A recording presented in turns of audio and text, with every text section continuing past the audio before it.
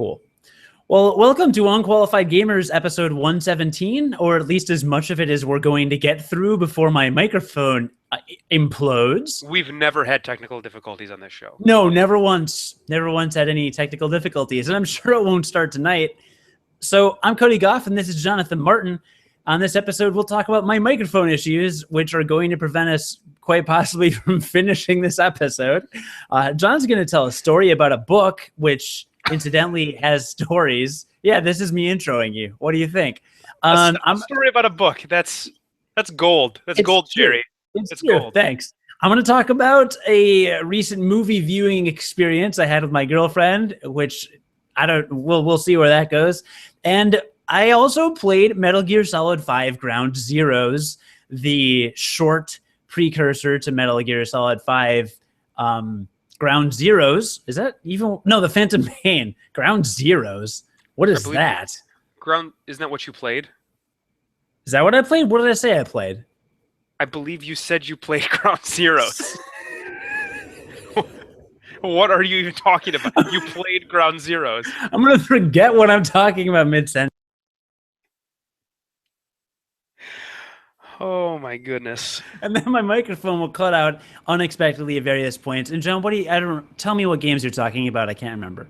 So I want to talk about Rocket League, and I want to talk a little bit about Dying Light. Just a little bit about both of those. Briefly. Great. Well, cool. Well, I'm excited, but I'm mostly excited to get to the parts where you're talking because your microphone is less likely to cut out in the middle of a sentence, unlike mine. You know, we were talking about this last night, and it's like, it's literally something different every single time, but it is always a technical difficulty. It's the most insane thing that I have ever seen. Like, yeah. Last week, just randomly, when we tried to record, my internet at home, which is never bad, was suddenly like dying, and it just happened to be the USB wireless card on my computer, which I immediately ordered a new one of. So that's like brand new. This week, we tried to record last night, and your microphone just started cutting out. You would be talking, and then it would mute yourself, and then you'd have to unmute it, and then it would mute itself randomly. At various points, it could be 5 seconds later, it could be 1 minute later, but it would continue to mute itself until you manually unmuted it. It doesn't make any sense at all, but it is always something new and spectacular, isn't it? Yeah, no, it's not even a problem that should be a thing. And listen, I record this podcast from home. I have a good mic that I've been using for, what have we been doing this? 3 years, almost? I have a good microphone that I've been using for almost 3 years now. I am on my PC that actually works. Is it an Ars Technica? It's an Audio Technica. Ars Technica. Is it an Audio Technica? It's an Audio Technica. Okay, it is. It's a good one then. It's a good microphone. Yeah, it's an Audio Technica ATR something dark side, from what I can recall. So I've got this decent mic setup. In the past, I've had problems because I've used a laptop that like is dying or on its last leg. No, I'm using my good PC that I've recorded with a dozen times prior to this with no issue whatsoever. And I'm using the same USB port. And it's not that the mic is busted. It's that the system settings are actually it's just muting. It's just like, oh, your microphone level's 23. Never mind, I'm going to mute it. And it just keeps happening. So, listener, podcasting is deceptively difficult.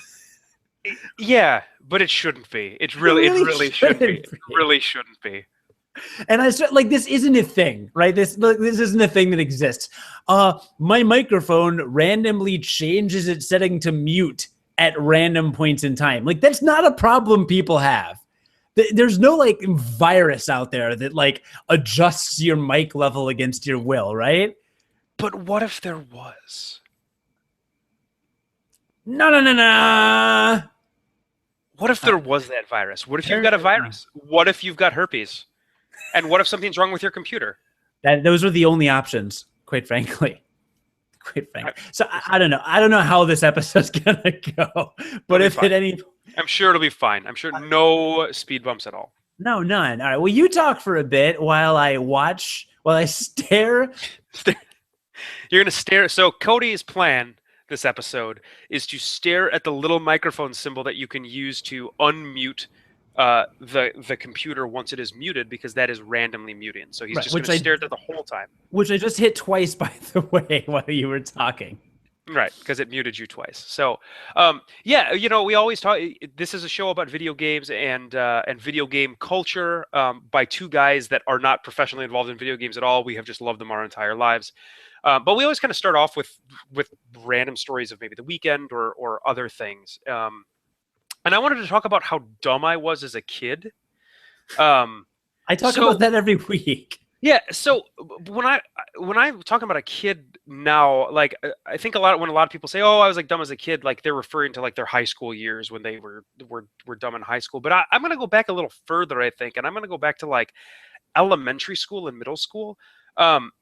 So I always did like really well in school with science related subjects and math related subjects, and in fact I did so well with those in general that's my career, that's my end career for my life now. My career going forward for the foreseeable future is pharmacist. I've said that before, we've talked about that before, which is a very science and math related field. But I always scored the poorest on the standardized tests in reading comprehension. Really? I did. Later, I got better at vocabulary, which were two different sections. Most of the time, there was like a language section, and then there was reading comprehension. My language, somehow, my language sections always they eventually caught up to the level of math and science. So like, I was testing in anywhere from like the 90th to the 99th percentile in all of those categories. Could never get there in reading comprehension. And I realized, because I was thinking about this, because I've started to read a lot more in my life for pleasure, now that I'm a little older, and I was thinking about this because I read a book that was one of the first books that I can remember. It's like I can count on the number on the number of my fingers that I have on one hand, the number of books that have like legitimately made me cry, like brought me to tears. That's 5. And that's this was 5. no, that's I mean it might not even be 5. It's up to 5. It's not 5 though. And I just read one of them, and I was thinking about this when I was reading, because after I read it, I started reading some discussion about it, because I was like, did other people get as profoundly like affected by this book as I did? And the answer is yes, they did. Like, this is generally considered to be a very affecting book. But Giving I was Tree? thinking, yeah, that was it. No, and I was thinking about it, and I was like, man, I was reading all the discussion about this, and people are like, yeah, I read this in like elementary school, and I read this in middle school, and like I had to read this in 7th grade, and it made me cry in 7th grade. And I was thinking about it, and I was like, I cannot remember a book that I read in 7th grade. I legitimately can, and we read books in school, right? Like we did, because we had English class, like every kid does. We were assigned books in school. Let's be clear. Sure, we were assigned books to read. I don't think I ever read a single one. I think I faked my entire English career in school, and I'm not kidding. I really think I did. I don't think I read any books in middle school and elementary school. Now, I know I did in high school, but even in high school, I know, and I remember high school more vividly than I do elementary school and middle school. I definitely skipped books in high school that we were supposed to read. Definitely. So I think that like I just don't think I did a lot of reading of literature when I was in school. And so like I'm reading stories now, and I'm like, man, books are really good. Like there are books can be really, really good. Quote of the day. Books, and our another quote for our podcast is, I don't anymore need to read. It is. But yeah, like books can be good. I guess that's what I learned from this. But I wanted to talk about this particular story, and I'm not going to like go into specifics or anything. But I've gotten really into short stories recently, mostly because I feel like, specifically science fiction short stories. Specifically because novels, I feel like novels are good, and I really like a good novel still a lot.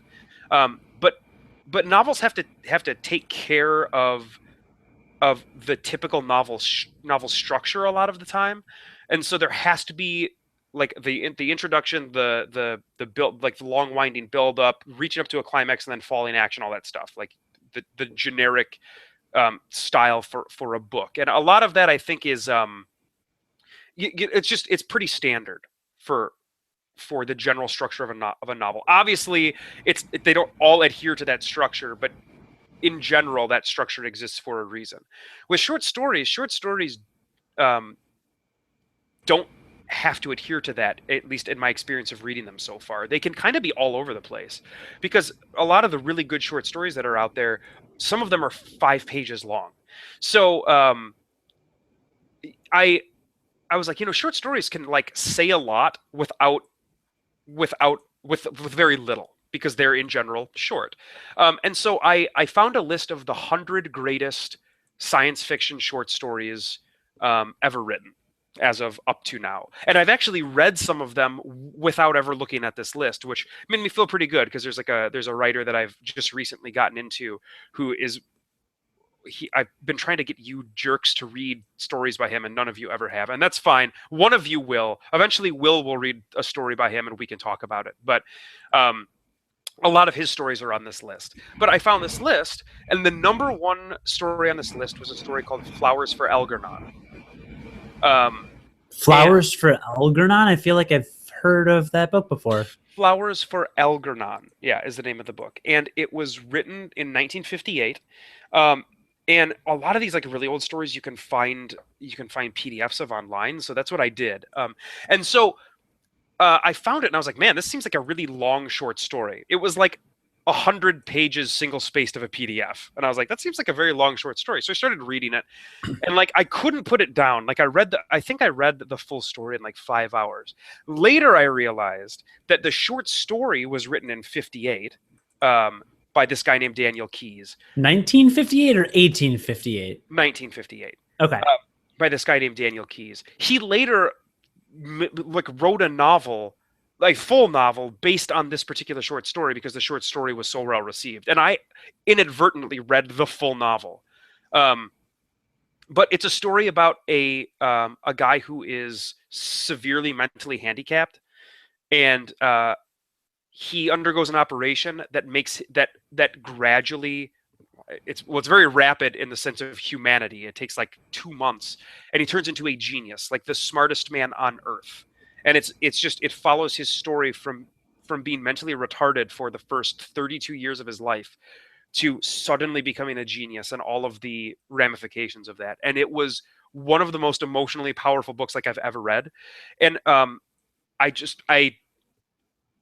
I want to talk about it briefly, because like there aren't a lot of video games that resonate with me as emotionally as like this particular book did, as well as some other books that I've read in the past. And I'm not saying that as any kind of commentary on games over other forms of art or anything. I'm just saying that as an observation to myself, that like I have emotional reactions to games, but they're never as strong as what it was to this book. Like I finished it over a lunch break that I had when I was working on Monday, and I'm like sitting in Jimmy John's reading this book, and I'm like eating my sandwich, and I'm like crying in the booth as I'm eating my sandwich. And it was fantastic. It was just fantastic. It was phenomenal. So it's Flowers for Algernon. You can find it on PDF online. I can understand why it's like listed on multiple lists as the best science fiction short story ever written. It's phenomenal. So Flowers for Algernon, did you cry because of the full story or because of the short story? I don't know if it was the full story that I read. I actually went back and read the short story, and it's really interesting, because the short story, he literally copies passages from the short story in the long story. There's just a bunch of stuff like in between. Like from what I could tell, the last 2 pages of like the short story are the exact same final 2 pages of the long story. Why were you stupid as a kid? What does it have to do with? Because I didn't read. Like the reason why I never scored well with reading comprehension is because I just didn't read. I thought you did though, didn't you? Like you always seem to know fantasy stuff. I knew that like through video games. Like I played a lot of video games as a kid. I think I did that more than like anything else, and that was probably, I think if anything, I just picked up fantasy related like stuff from, I don't know, from video games that I played, like when they made allusions to works of literature, because many of them did, right? I mean, Final Fantasy has stuff all over from various works of literature. Yeah, that's fair. So that's probably like where I picked up that stuff. But I should have read more. I'm glad I'm reading more now. I should have read more when I was a kid.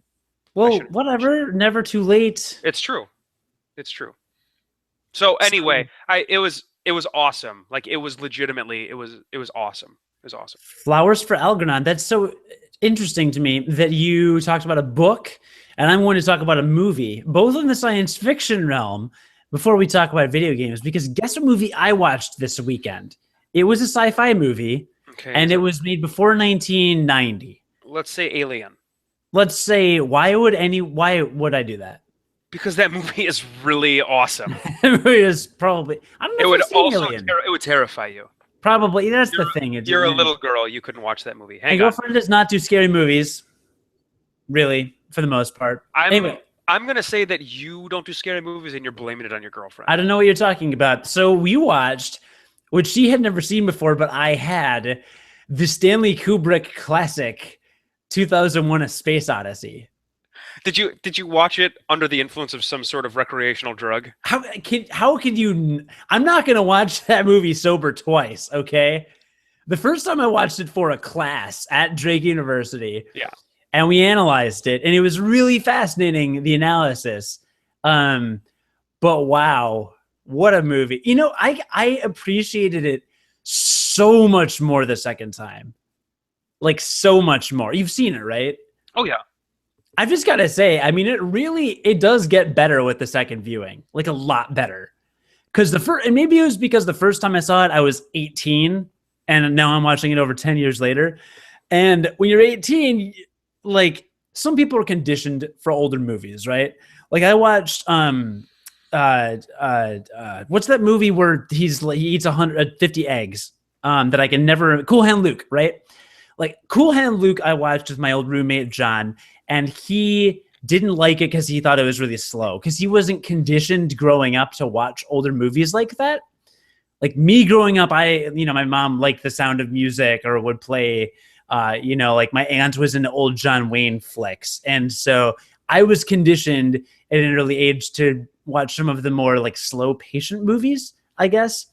And he wasn't. So that was interesting. So 2001, even though I was conditioned, still as an 18-year-old, I'm sitting there watching it and I'm kind of like, how long is this going to happen? I mean, the opening shot is a black screen for like 7 minutes or something. So I don't know. I liked it better this time. Yeah, that's one of those movies. 2001 is one of those movies where, like, if I watched it the first time when I was like 17, and I watched it on my own. I just like rented it and watched it on my own without knowing anything about it, like just knowing that it was a famous movie. And I remember getting done with it, and I was like, I don't get it. Like, I didn't get it. I didn't get anything about it. I didn't understand anything, and I didn't enjoy it at all. But I did watch the whole thing. I did watch the whole thing.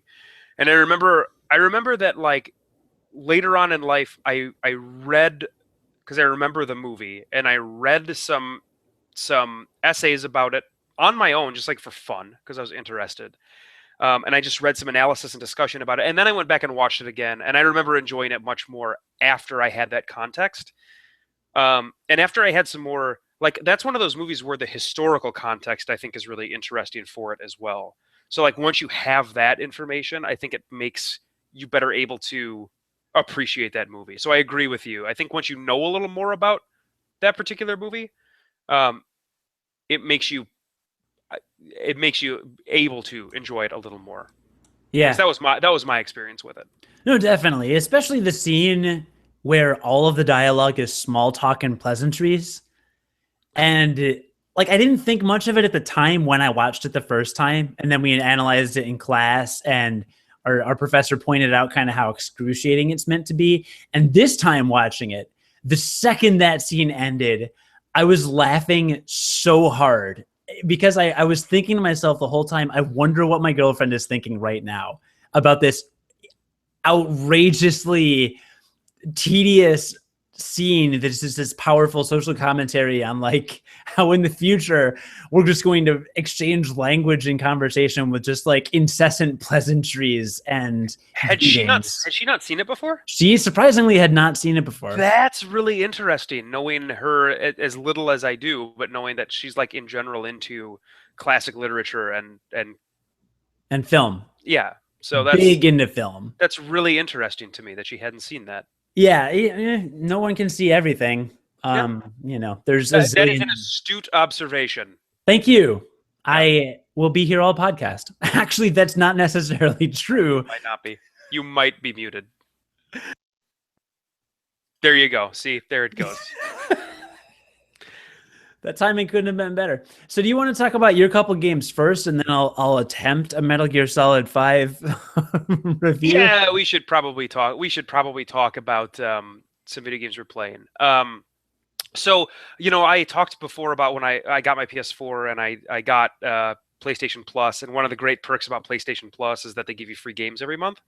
So last month, the month of July, they gave away a free new game. So I think one of the things that apparently they're trying to do with the PS4 game launches is a lot of times what they did with the PS3 was a game would come out and it'd be out for a couple of months, maybe like 8 months to a year, and then it would show up on PlayStation Plus for free. Right. With PlayStation 4, I think what they're trying to do, from what I understand, is they're trying to get like games to be free upon release, like upon their release, to get a bunch of people involved with them immediately. Like that's kind of the deals that they've struck with some of these publishers, and some of these video game companies. So the game, they gave away Rocket League for free on PS4 if you had a PlayStation Plus subscription. And what this game is it is the sport that the rest of the world really likes, but America does not. Football? Sure, right. For all of our European listeners, that's right. It's football. How many European? We've got 200,000 European listeners. Is that about right? What you just said, everybody but America likes it. It's football. That's football. That's the thing that America likes and nobody else likes. No, soccer is football. Right, football. I was using the European. That's what I was saying, and that's why I said our 200,000 football. Our 200,000 European listeners, they listen to us each and every day. They know it as football. So it's football, right? It's soccer, only it's soccer played with cars. So it's a really arcadey style racing game. So like you accelerate and you can basically reverse instantly. Like your car, there's no momentum to your car. There's momentum to your car, but it's easily changeable. There's boosts. There are your car can jump and double jump. So like it's got these weird things.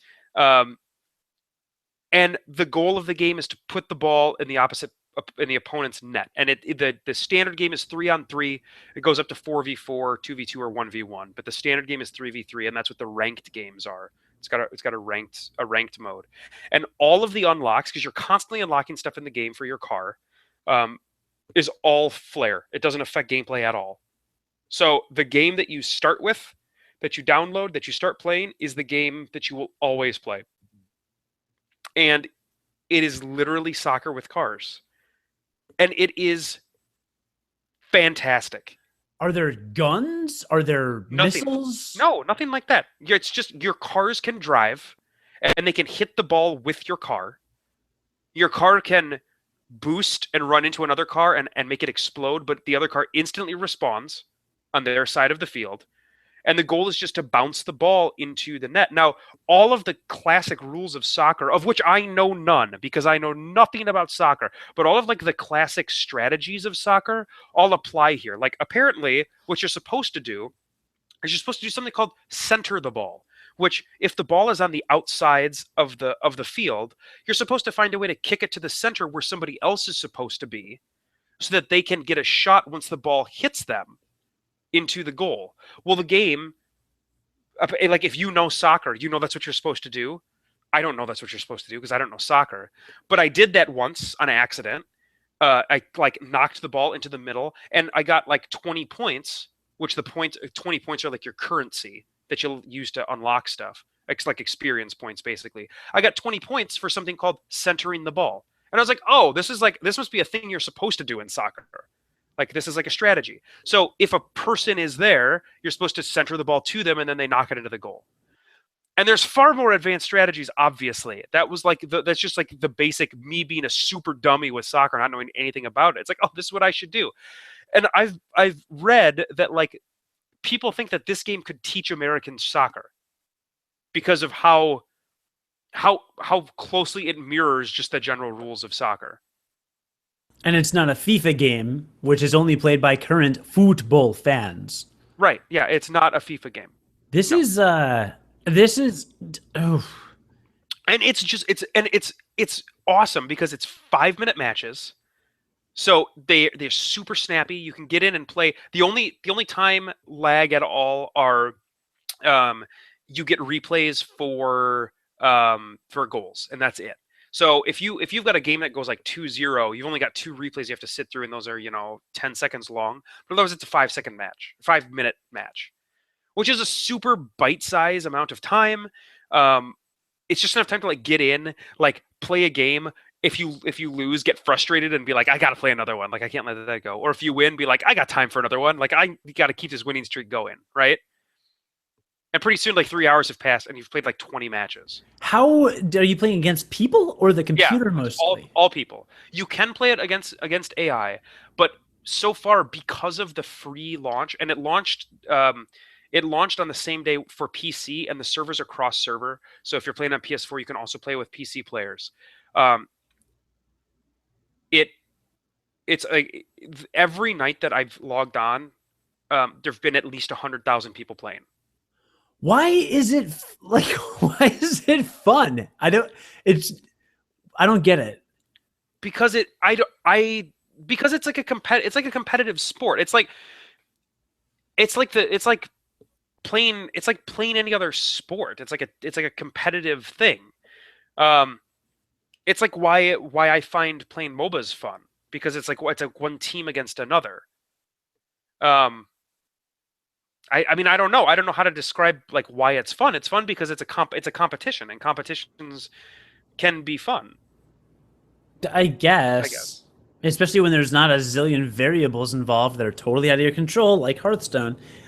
Well, And it there's sounds no and there's no like chat, there's no trolling. There's a few issues with it right now, but like in general, like you don't have if you do something wrong, like in the MOBA scene, if you screw up for your team, you get it can be very toxic. Like the community of most MOBAs can be very toxic to players that mess up. But like there's no chat or anything. Like you can't do that in this game. Like you just get back on the field and you keep playing. and are you playing solo? Like do you control the whole team or is it teams? No, no, no. It's each car is an individual person. So like a 3v3 game has 6 human players in it. Okay, so you may have a bunch of cars driving around haphazardly crashing into each other. Yeah, but it's so far in my experience, like people are not just crashing into each other because there's no point. You literally get nothing out of blowing up other cars other than making them appear back at their like side of the field. But you can blow up cars. Only by running into them with boosting. All right, now we are at the heart of why this game is fun. When you can blow up cars, because the biggest sport outside of America is Blowing football. up blowing up Do cars. you know what the biggest sport inside America is? Football. I just read an essay by Tom Wolfe about this. Demolition derbies. It is the most American sport that there is. It was invented in America. They don't do it anywhere else. It's super American. Okay. It's the closest we've come to replacing the gladiatorial combat of the Romans. I mean, it really is. You throw a bunch of cars. Let's try that again. You throw a bunch You throw a bunch of cars into a field and they blow each other up. I mean, not like with fire, but they destroy each other. And that's what it is. It's That's which true. one can destroy the most of the things. And that's what it is. It's destruction and it's awesome. So it is combining the two, and now I understand the appeal, and now I wish I had it. Maybe I'll get it for PC. I mean, you're not wrong but so in this game, it literally is not beneficial to your team pretty much at all unless you blow up a car in transition to doing something else, because it doesn't like, you don't even get points for it. You don't get anything for it. You only get points for stuff you do that contributes to scoring goals or preventing the other team from scoring goals.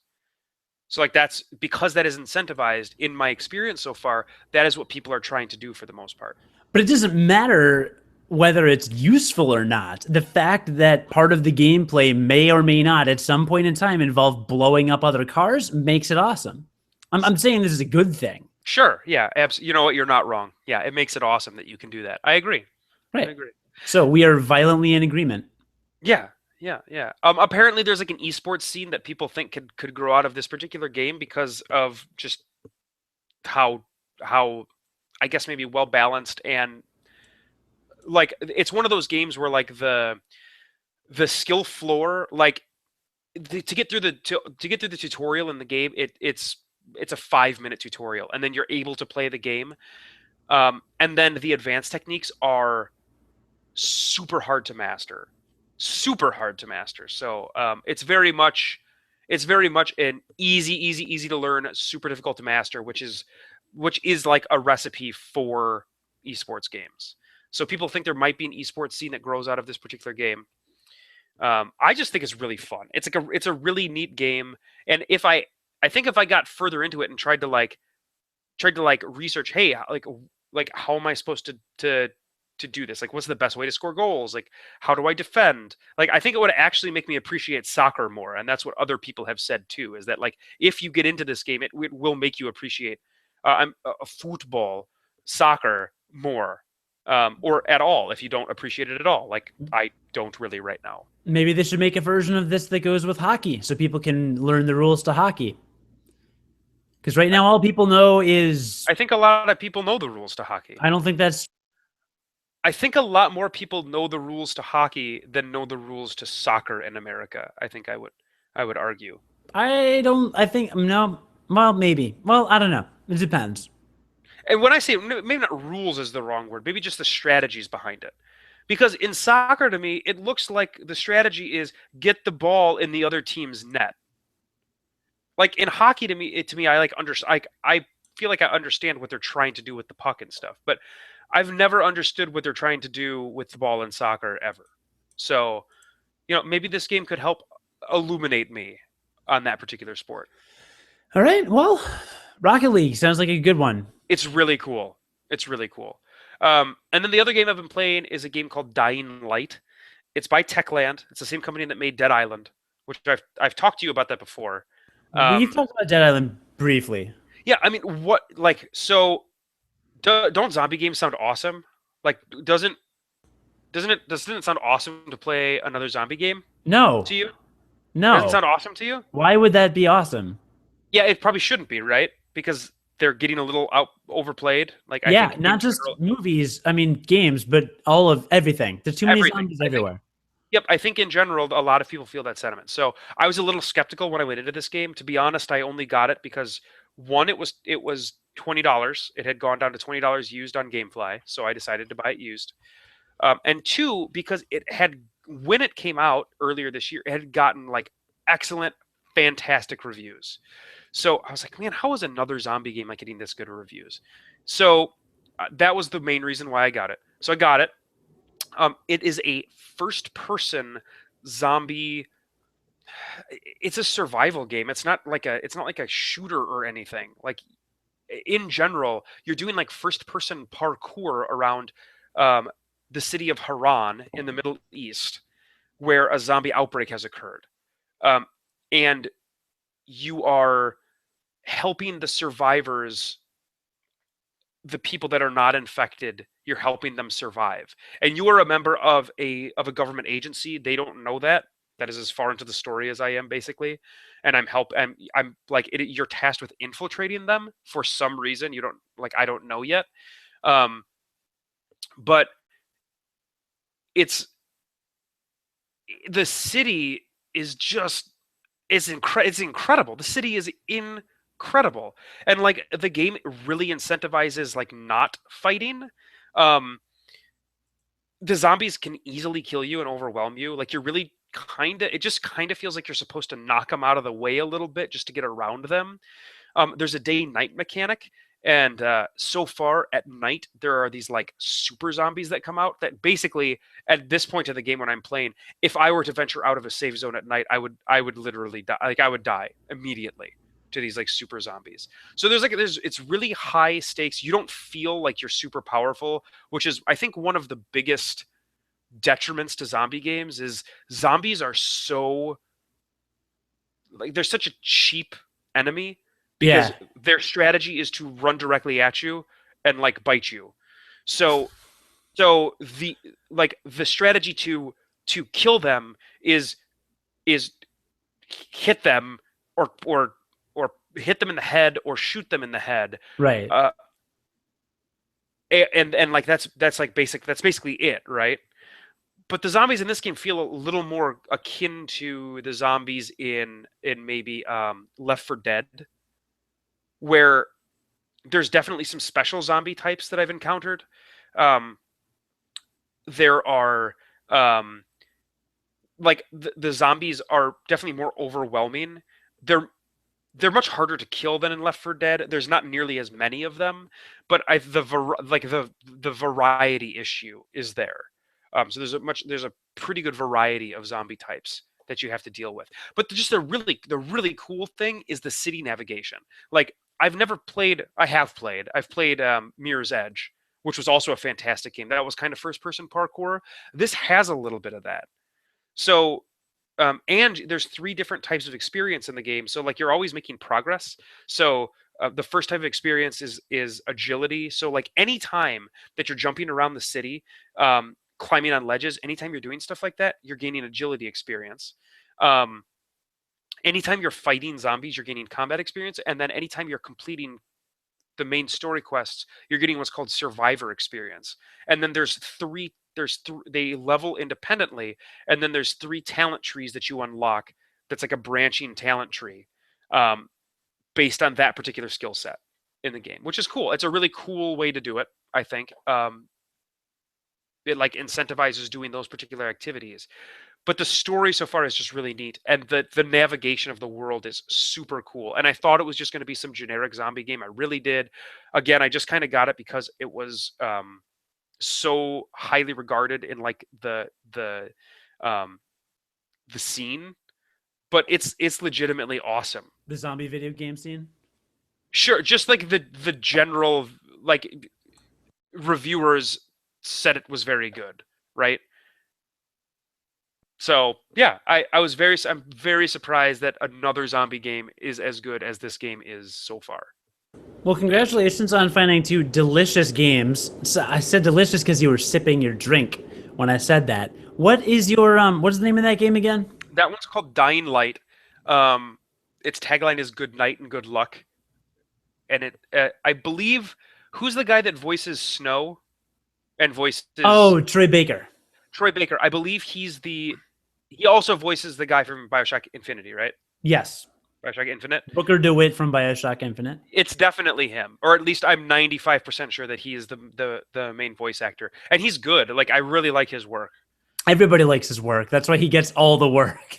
Yeah, well, I mean Nolan North gets a lot of work too, but yeah, it's really good. It's The guy who really... directed Batman does voices for video games? No, the porn star Nolan North. Oh, okay. Cool. Didn't know that. Yeah. Well, that's good. Well, I had a quip to tell you at some point, several times during your story, and my microphone just kept muting itself, so I decided against it. Well, it was obviously not a very good quip. Clearly.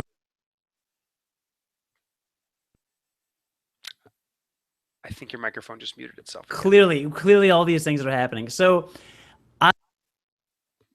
I don't know how this is going to go. I'm sure it'll be great. Yeah, it's been great so far. It's It's been been great. really It's been great so great so far. far.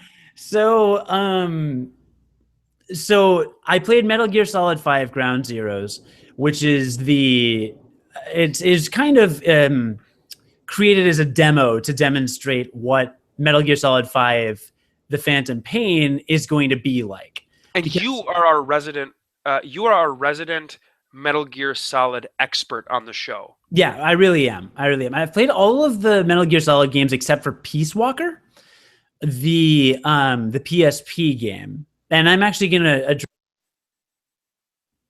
address that in this kind of review. So I've played even Portable Ops for PSP. So I've played all these Metal Gear games, and Metal Gear Solid 5: The Phantom Pain is going to it's going to be open world. It's going to have a new combat system. It's going to have all these new features, but it's going to be it will have been in development for a very long time before it comes out September 1st. So last year, Kojima Productions released Metal Gear Solid 5 Ground Zeroes as kind of a prequel, meant to be a short, kind of almost like a demo to illustrate what's going on with the Phantom Pain. It was 15 or 20 bucks when it came out, and a lot of people were incensed because it only had 2 to 3 hours of gameplay, and that didn't seem worthy of a $15 to $20 purchase. Now, to those people, I would say at least you didn't spend $20 on Gone Home, but that is neither here nor there. So I did play through the game, and it took me an hour and 58 minutes. And so it was short, but when I finished, it said that I was 6%. I had a 6% completion rate with the game. And I had also unlocked several and I had also unlocked several kind of like side missions that I could now play through, which I've not played through, but I only did the main campaign. But there is additional content. So that is there. So to the length, I don't know. I got the game because it was free if you pre-ordered Metal Gear Solid 5: The Phantom Pain. So I didn't pay anything for it. Just so you know, I also got this game free because it was one of the free games in the June selection of PlayStation Plus games. So it's sitting on my PlayStation 4 right now. I haven't played it. Yeah, which is impressive. Yeah, which is impressive because I mean, it's a good game. It's a solid game. It's from a major. Yeah, and I think it was $20. Like I think it came out at a $20 price point. So it's kind of like, I mean, it's kind of like that's pretty much the top of the price ladder that it seems like they give away for free on PlayStation Plus. Sure, makes sense, but it was still a pretty cool thing. So, played through this game. I played the whole thing. What is it? It is. So this is where things get a little hairy. All right, the Metal Gear Solid storyline is notoriously complicated. It has so many characters and plot twists. There's like a plot twist every 20 minutes, 20 to 40 minutes of gameplay. Some major plot twist, basically. All these characters, and you have to kind of be in the mindset of Metal Gear Solid. I was coming at this after having not played a Metal Gear Solid game for a while. It's like Metal Gear Solid 5: The Phantom Pain is going to star the boss or Big Boss, who is the main character. From what I have gleaned, and after observing more and more of the series, he is the main character. He's the main character of the series. He's the villain in the original. He's the villain in the. He's the perfect Solid Snake clone, right? No, Solid Snake is a clone of Big. Okay, I don't know anything about the story. I just know there's clones and there's Liquid Snake and there's Solid Snake, and it doesn't make any sense to me. But right, that's okay. Yeah, that's pretty much it. But Big Boss is a villain in the first couple games, and he's alluded to heavily in Metal Gear Solid and Metal Gear Solid 2. He's the main character in Metal Gear Solid 3. He plays a major role in Metal Gear Solid 4, despite the fact that he supposedly is dead. And you play as him in Metal Gear Solid 5. You also play as him in Portable Ops, and you also play as him in Portable Ops and in Peace Walker. So as far as I've kind of observed, Big Boss really is in Kojima's mind, I think, the director of the series, the main character of the series. And there's a lot of political intrigue and a lot of espionage and things like that, which make the series cool. This game was kind of hard for me to get into story-wise because it takes place directly following the events of Metal Gear Solid Peace Walker, which was a PSP exclusive that I never played. And a lot of times people would presume that the, portable games are maybe optional when put in the context of a larger series. Like, for example, maybe, I don't know. Kingdom Hearts is probably a good example of that. There you go. Kingdom Hearts would be a great example. Even the Final Fantasy spin-offs, like you wouldn't have a main Final Fantasy game on a portable device unless it was a port from a console. The portable versions are like Final Fantasy Tactics Advance, or I don't know. I'm not good at giving out examples, but generally you wouldn't consider a portable game to be canon with the storyline of a regular game that takes place primarily on consoles. So the fact that I hadn't played Peace Walker was a bit of a disadvantage going into it. Peace Walker apparently is about Big Boss amassing a group of... He basically builds his own army, basically, which is like every game with that series. And he's got this army, and I don't really know what happens in the game, but there's some characters involved. 2 of them were captured, and in this game, you have to rescue them from a camp. So it's literally you infiltrating a base and rescuing 2 prisoners. So pretty simple. That's like the full game? That's the full game. Okay. The full game is you have to get into this base in a tactical espionage style of the Metal Gear Solid series.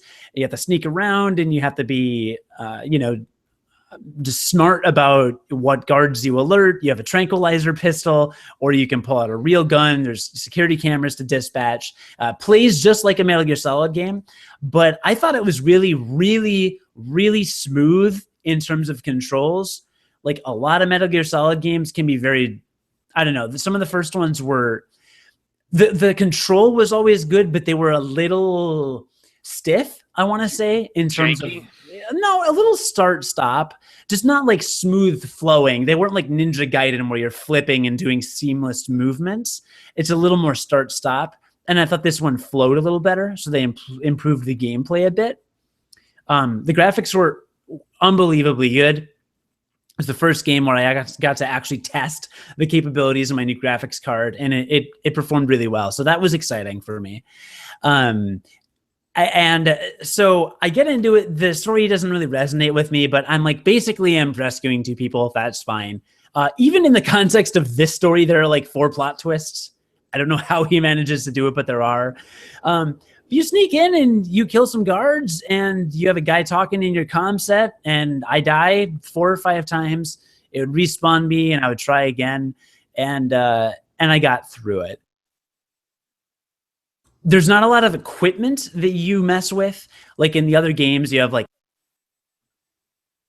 Was I even muted there?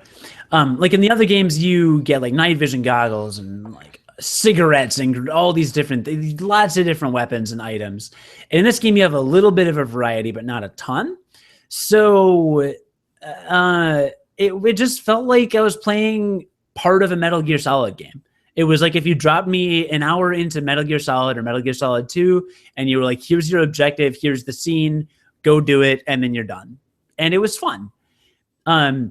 What I've noticed they've done with the series, probably the biggest change, is the heads-up display, or the kind of graphical overlay for the game. And it's just going in the direction that most video games are going. It's going in the direction that a lot of games are going these days, with like a minimal interface. So like Mario Kart 8 even does this, where they're not clogging the screen with like what place everybody's in, and where's the speedometer, and here's the mini map, and all this crap on the heads, and in your overlay. Like it's a very minimal graphical overlay. Right. And Metal Gear Solid always had a pretty minimal one with just a little item in the corner and a couple indicators. This has like basically nothing. It's like nothing. Unless you press a button to open a menu specifically to re-equip something, it is nothing.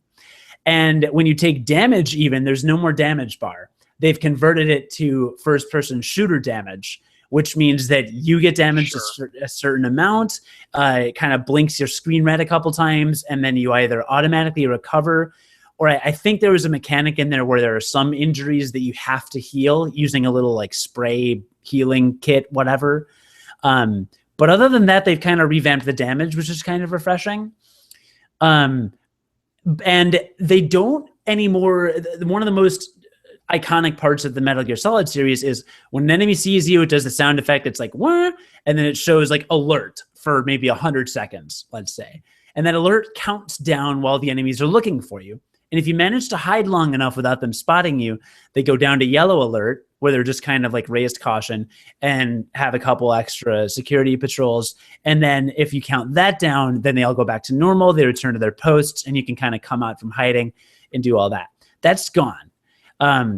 Still, when the enemies see you, it goes, but it doesn't automatically give you a timer in any way. It just does that, and enemies are looking for you. You hear their comms. They're like, we spotted an intruder. Everybody look for him, blah, blah, blah. But there's no like actual countdown. It's just, you just kind of hide and hope they go away. So is that kind of like standard though for Metal Gear? Like you just kind of hide and hope they go away? It is, but I feel like this game is focused on adjusting the pace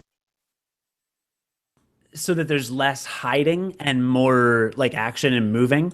Okay. And I kind of like that. Like it's moving closer to the speed of games today, where it's not like I don't want to wait for 35 or 40 seconds in real time to, for the enemies to go away. So really, it's just like they are modernizing the whole series, and all the mechanics are much more modern. And, with the minimum display and everything, all the design choices make sense.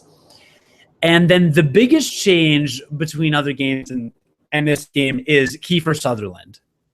I'm sure you've heard about this voice actor deal, right? Yes, he is the new big boss. Solid Snake, the new Snake. He's the new Metal Gear. He's the new Metal Gear. He's the new Snake. So David Hayter has voiced Snake in whether it's Solid Snake or Big Boss or whomever, has voiced Snake since Metal Gear Solid, and has a very distinct voice that is parodied all the time.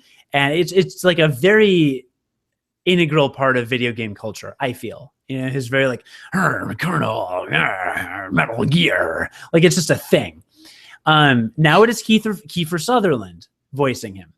Kiefer Sutherland, really great actor. 24. He's the 24 guy. Right, he's the 24 guy. Really good actor. He kills terrorists with his weapons, and then by breaking all of their bones. That's what he does. He kills terrorists by weapons and things.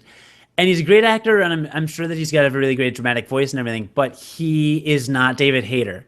And it bothered me a lot more than I thought it would that it's not Snake. Because you have to understand, these games aren't like, these games are on one hand very serious with a serious like message of anti-nuclear war or anti-war and all the very serious dialogue and violence and drama, like. But they're not self-aware about that, because it kind of sounds like they're a little goofy. They're incredibly self-aware about it. And okay. That's the thing, is it's a very distinct style. It's very James Bond. It's very kind of little bit of cheese layer over the top. And I thought that David Hayter was a very fundamental part of that. I thought even Snake's voice, after a time, saying the things that it did in the voice that he had, worked for that. Now, maybe Kojima's going to go, he's going in a less campy direction with this one. Maybe he wants it to be more serious. Maybe he wants it to be more dramatic, and just wanted a really good actor. I mean, not that David Hayter's not, because he's good, but just wanted like a award-winning Hollywood guy to just step in and do this voice. So I have to see how the main game is, but this game in terms of gameplay was phenomenal. In terms of graphics and all the updates and everything, I think it's going to play like a 2015 game, not just like a kind of rehashed version of an older game. I think I think it's going to be good and updated. I think it'll be good and updated, and I think it'll be fun to play. But um, it'll be interesting to see the tone of the game. And from the trailer, it looks like a very, very, very serious tone with a lot of like heavy stuff. But I don't know. So say you're me and you've never played a Metal Gear game before, and you have Metal Gear Solid Ground Zeroes on your PS4, and you know that Metal Gear Solid 5 is coming out in 2 weeks. It's December 1st, so it's like yeah, it's like 2 weeks away. Um, is there any way to jump into the series at this game? I have no idea. I'll have to let you know.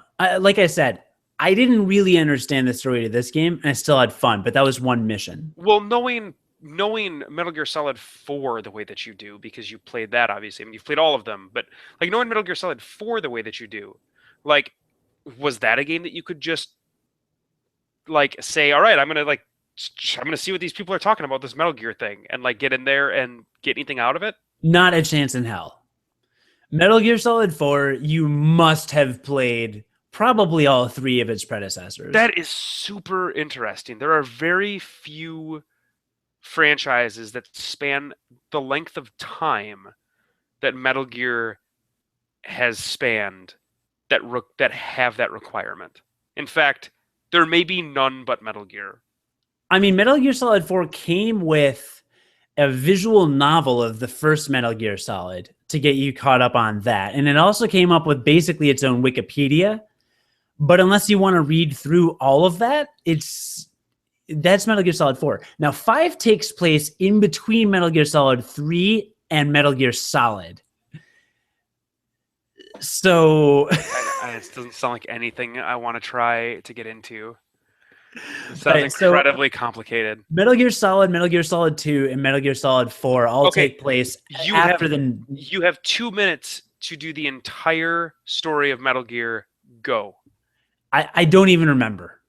I don't even remember. You are worthless to me. It's hard. It's hard, but I don't know that 5 will require that, because Metal Gear Solid 5 takes place before Solid Snake is even born, or around the time he's born, but certainly before the events of the original Metal Gear Solid. So in this game, the only thing that came before this game chronologically is Metal Gear Solid 3, which does give you a lot of background on Big Boss, but they talk about that in Metal Gear Solid. So in this game, in Metal Gear Solid 5 Ground Zeroes, they've got just a 12 little slides with a few sentences on each of them on the events of Peace Walker and a little bit about Big Boss's character. So if you read through these, and it'll take you 5 minutes maybe to get through these 12 little like slides. It's like, like slide 1. Once upon a time, there was Big Boss. He was this. And then he went to Russia to do this mission. Next slide. And then he encountered this person. And then this person betrayed him, and so he hated his country. Next slide. Like it's very quick. So it's a very quick little 12-slide deal. Having read that gives you enough of a background on Big Boss to, I think, kind of know where you're at with Ground Zeroes. Phantom Pain, we'll see, but I imagine it's going to be more accessible than Metal Gear Solid 4, which was a culmination of all the games, really. Okay. It feels like what I should do, because this is Kojima's swan song, right? It feels like what I should do if I were to want to play this as somebody who has never played a Metal Gear Solid game before, is wait for 5 to come out, and wait 2 years down the road, and invariably there will be the anthology collection, and it will be every single one of the games, and that should be what I buy. Probably. I mean, that sounds like the thing to do. They're worth playing. I mean, Metal Gear Solid is a series missing from your video game resume. Like, I haven't played Assassin's Creed. Neither of us have played everything. Metal Gear Solid, though, like, I remember back when the PlayStation was around, and I was reading video game magazines around the time. I remember the majority of the 10s that were coming out were either Squaresoft RPGs, those were getting 10s at the time, or Resident Evil in terms of games on the PlayStation. Like, those were the games that were getting 10s. And then I knew nothing about this Metal Gear Solid game, and it came out, and it got a 10, and was considered like the best game of the year. And I never played it. I never got into it, played it at that point. But I remember distinctly that, like, in Game Informer, it got a 10. And I was like, wow, like, that these don't happen that often, right? So I remember that from a kid, that it got incredible reviews. Kojima has a unique blend of storytelling that could not be replicated in movies or books or told in any other medium. He has such a distinct style. I mean, okay. He has such a distinct style, it has to be in a video game, which I think is cool. I don't know. I guess it's good that he's making video games then. Probably. I mean, 3 is the best. You could just play 3 and be very happy because 3 is really good. Like, really good. Yeah, so that's Metal Gear Solid 5 Ground Zeroes. I don't know if I'd say go out and buy it, but if you can get it for free or real cheap, or on, if PlayStation 4 offers it as a download again, which it won't, but whatever, check it out. If not, wait for Phantom Pain. I have it pre-ordered. I'm going to have it in 2 or 3 weeks, and I will tear through that game because I am really excited about it. I believe you. I'm really excited about it. So that's that. That is that. That's all. That's all we've got. It's literally all we have. Yeah. More of it. Yeah. Editing this episode is going to be such a blast with all the microphone. I'm sure it'll be awesome. Your microphone maybe only cut out like a handful plus some feets full of times. Yeah, several of those. But anyway, well, I hope this is enjoyable for you, listener. I did the best I could with what I've got, which is Jon. With the scraps you were given. Yeah, with the scraps I was given, which you know how that is. I have a couple things I'd like to promote really quickly before we wrap up, though. Oh, please do this and let your microphone cut out. Please promote away. Oh, you're going to love this. You're going to love when it cuts out while I'm promoting. So we are part of the Gonna Geek Network. It's GonnaGeekNetwork.com. You know what I'm saying. And your mic didn't even cut out. I know. GonnaGeek network.com, Gonna Geek. And there are several podcasts on that network. We are their resident video game podcast for the time, which is always very cool. And they have a couple other podcasts. If you're geeky and you're into geeky stuff, you should check them out. This week on the Gonna Geek Network, a couple cool shows on Voices of Defiance. You check out episode 41, When Twilight Dims the Sky Above, as well as an interview with Conrad Coates.